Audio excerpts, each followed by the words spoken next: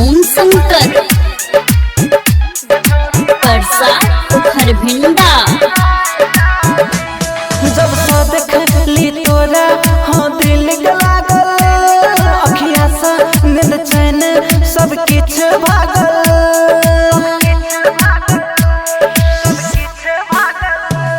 प्यारो नहीं करबो रे सुन ले भागल, किया हमरा पाछा छे तू भेल पागल।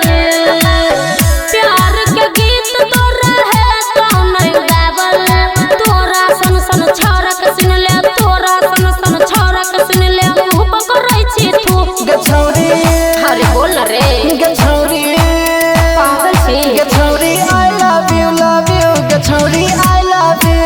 मुंह फोड़ दो गछौरी I love you गछौरी I love you।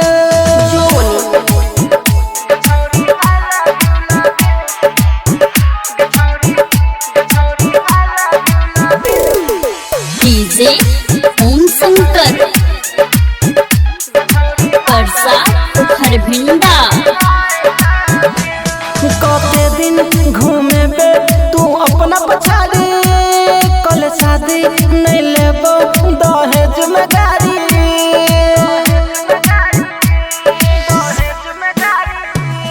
अभियो तू धर जोने तो परतौ भारी, को देबो हाला मार लगतौ सरकारी।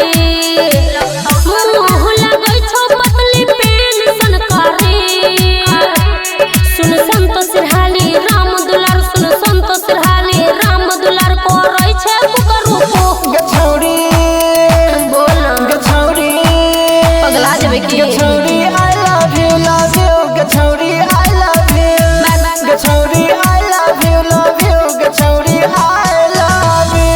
देख दांत तोड़ के हाथ में दे देबो नहीं तो चल जो।